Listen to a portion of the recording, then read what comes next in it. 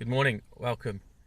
Parked in the Trafford Centre car park. It's 10 to 10, and in 10 minutes' time, HMV opens, and I'm off to get my copy of Jean-Michel Jarre Electronica.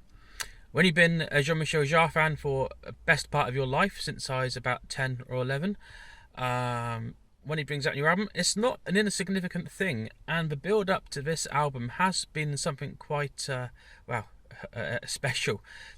So why am I going to a record shop? Why haven't I downloaded? The thing is, when you download something, it's just not the same as having something in your hand. You want to be able to hold something, look at it, look at the artwork, look at the sleeve notes, and downloading just completely negates that aesthetic. Yes, it has its time and place, but I don't know, call me old-fashioned. There's nothing like having it to hold. So I'm actually walking and going into a record shop, because if you don't use them, they disappear. It's all very well buying online, but you need to go and use your actual shops to keep them going. So here I am approaching HMV very soon. Or I think it might have moved. Got to go and find it now. Yes, HMV has moved in the Trafford Centre, so I need to go down and head along that way to get to HMV. It used to be up there, but now it's that way. Shutters just going up on HMV. Let's go and get it.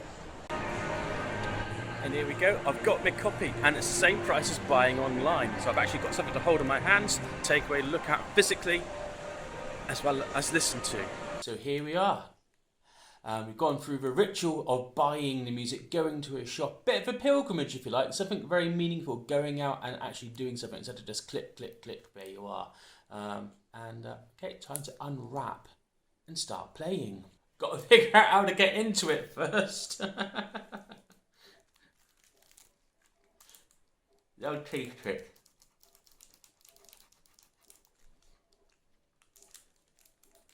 Allegedly, there's a line here. It's meant to be tearable, I reckon, somewhere, but I can't see where I'm meant to tear it. It's going to be a very delicate knife operation. Knife! I think I'm in there. Okay, and it's opening up. Okay, and we're in. So it's a cardboard case. Okay, opens up like that. Nice cover. Actually, feel it. I've got something to look at. And it looks like there might be a booklet lurking in there. And you don't get a booklet with a download, do you?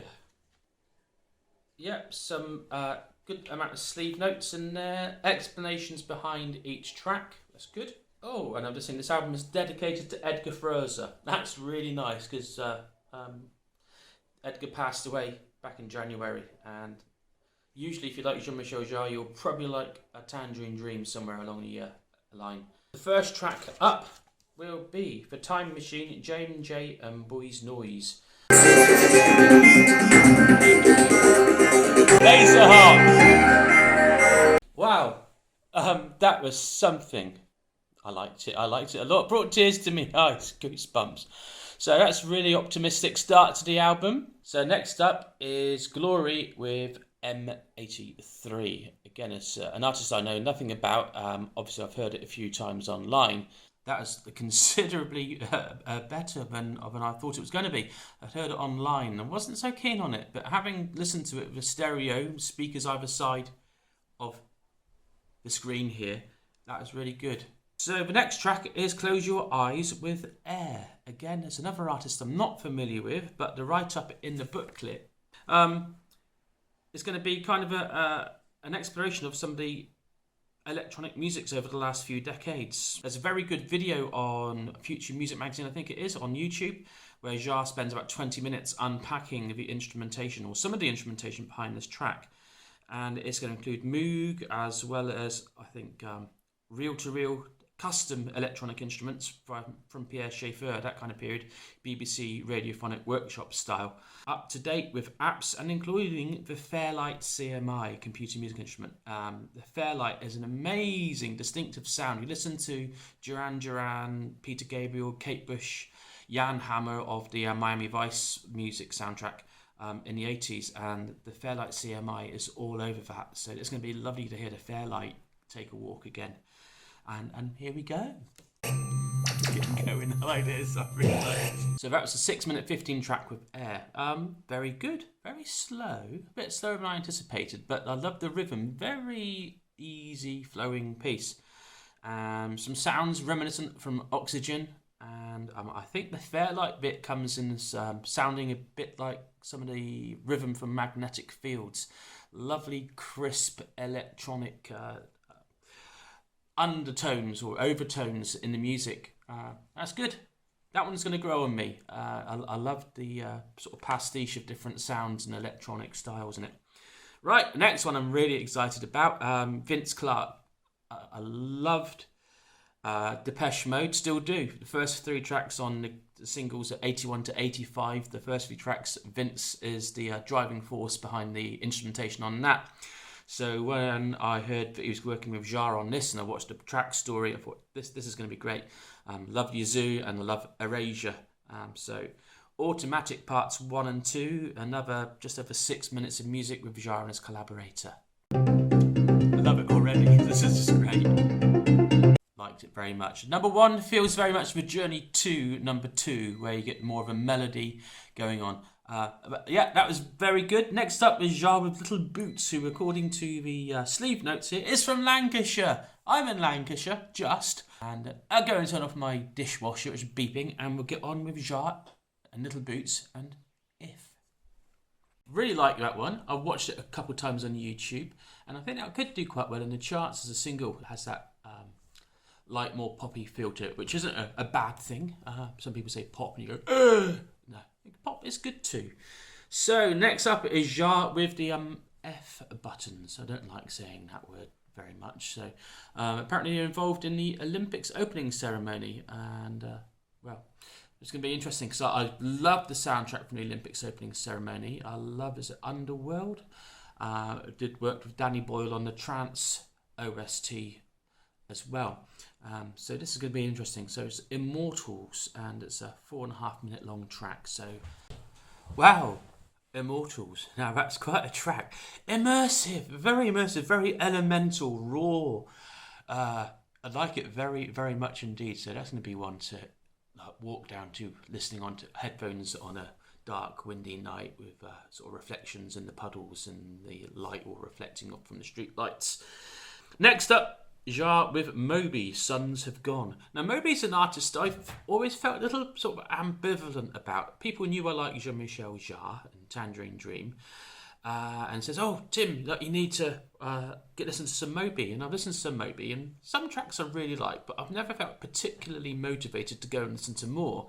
So it's going to be interesting to see what Jarre brings with Moby. That was a very different track. Vocals felt sort of tortured. I don't mean that in a bad way, but like the strained feeling to it, and I think there's a sense, a lot of the instrumentation of it being reversed, sort of obviously recorded forwards and then reversed. Might be wrong on that, but it's how it feels. I like it. It's going to be one to grow on me.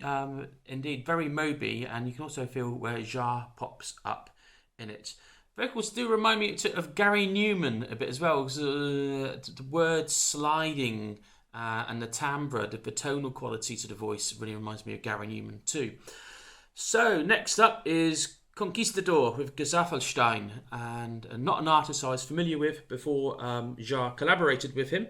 I've listened to the track a few times and really like it, and I've got a pretty good idea what's coming with this one. And very good, like it. I'm going to be playing that one again on dark nights in the headphones, and yeah, very ambient, very immersive. So next up is Pete Townshend with Who.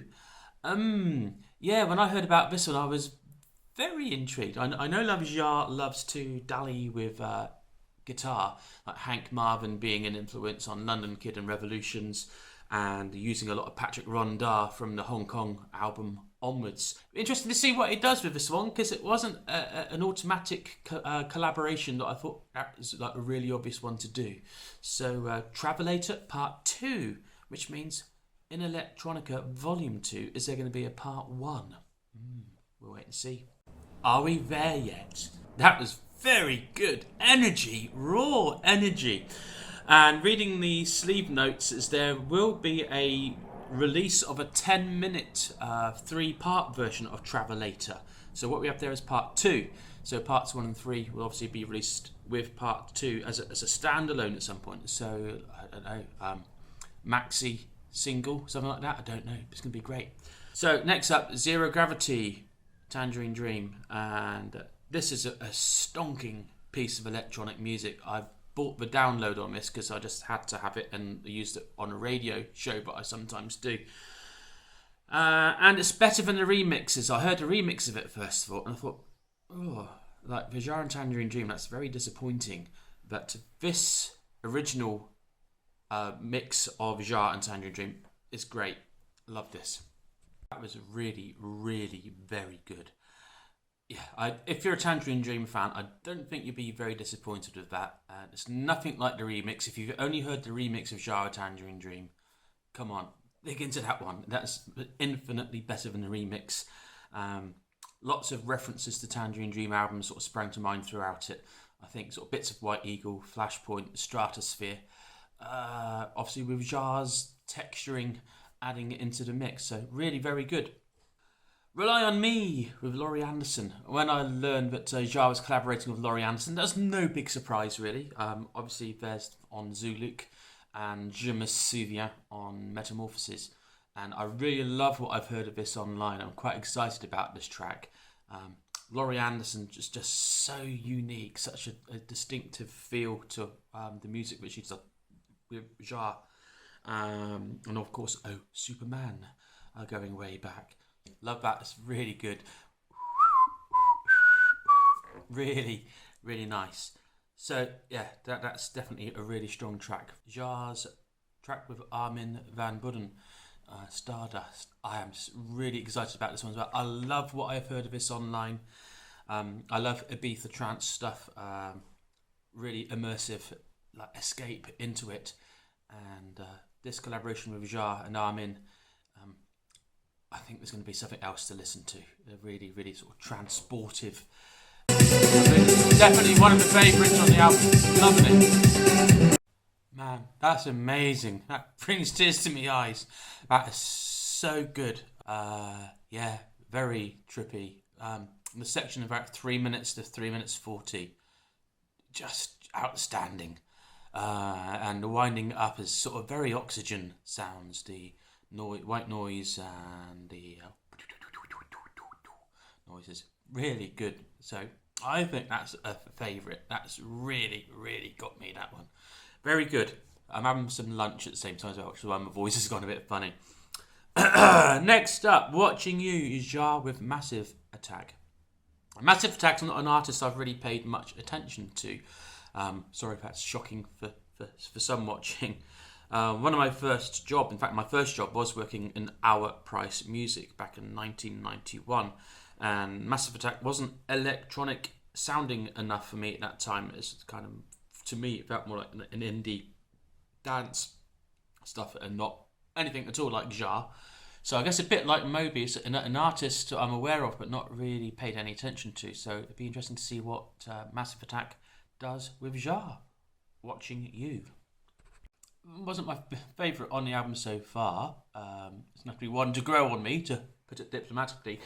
Didn't feel like a piece I could get into or be carried on a journey through, as more of a sort of sonic background wallpaper, which isn't a bad thing. I do wallpaper music very, very much. Next up is A Question of Blood with John Carpenter, horror film director and electronic analog musician. Like that very much. Felt quite Tangerine Dreamy in places. Maybe it's because Tangerine Dream did do a number of horror soundtracks, sort of thinking of Near Dark, really. Had a good feel to it. I like it very much. Now, The Train in the River, Jarre with Lang Lang, the last piece on the album. I love what I've heard on the track story on YouTube behind this. Sounds very, very promising. That was different. Not quite what I expected. It felt more like a very long linking piece of music. If you know Jarre's album Aero, or some of the linking parts in Chronology, Second Side of Chronology. Second Side, I give my age away, don't I? When you listen to it on tape. Sort of Chronology, sort of 4 into 5. You get the ambiences, the moods that drift between tracks and guide you along. So it felt like a very long linking piece of music with not that many strong bits within it, but nevertheless an enjoyable experience in itself. So it also felt quite Oxygen, Equinox in place of some of the chords, the sound of rain, distant thunder. So yeah, I like that. It's going to be one to grow on me a bit more and learn to experience the soundscape that flows and winds its way through that piece. So that was Jean-Michel Jarre, Electronica. I waited a long time for a new album from Jean-Michel, and it's always a delight to have a new album. What's my overall feeling? I think that it's a winner. It's a hit. Teo and Tea, 8 years ago now? Probably the least listened to after Sessions 2000. This will be a well listened to album. There's a lot on this I really love. A lot of references to earlier work. Should Jean-Michel do like another Oxygen album or a sequel to Equinox? Maybe. But one of the things about artists, when they break through something very original, if they keep doing that original feeling, it ceases to be original. So it really is up to the artist to innovate, to continue to bring something new, or are they just going to repeat what their initial success was? So an artist that springs to mind very much, one, I love her first 2-3 albums, Enya, the Celts album, Watermark and Shepherd Moon's great, but her music has ceased to innovate. It's now one album for me. Sorry if you're a passionate Enya fan. Sounds very much like to another, and it has lost that rawness of creative energy. So in many ways, I'm quite content that Jarre hasn't gone back and tried to copy and do sequels to earlier albums, because what he's brought us is something new, something synthesized, no pun, or I guess every pun intended with that, with other electronic music artists. He's not trying to rehash the same old stuff. So whilst there are references to earlier works and the inescapable Jean-Michel Jarre sounds and motifs within it, it's something new. It's a new mix. So I really do look forward to Electronica Part 2. And who will he do on that album? Gary Newman, Yellow, Mike Oldfield, Vangelis. Who knows? It's going to be really interesting to wait and find out. So I'm going to really enjoy Electronica.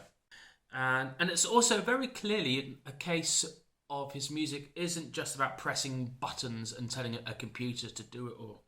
I remember when I was doing A-level German back in 1989, and we could bring pieces of music in to play to the class and talk to the class about them in German. And the German teacher, really nice guy, big classical music fan, but very skeptical about electronic music. And I didn't have the German vocab at the time to defend this allegation, but for him, electronic music was just Knopfdrücken, it is just pressing buttons. And it's very clear that Jarre has worked very hard to collaborate, to refine, to engineer, and very well produce this album with his collaborators. So it isn't just about pressing buttons, it's about hard work and delivering and producing the sound, the concepts that you have for your music. So yeah, Electronica, thank you Jean-Michel. This is going to be a really, really good album. One that's going to be played quite a bit and help add to the soundtrack of my life, and I'm sure many other people's. So look forward to Electronica Part 2. Cheers Jean-Michel, thank you.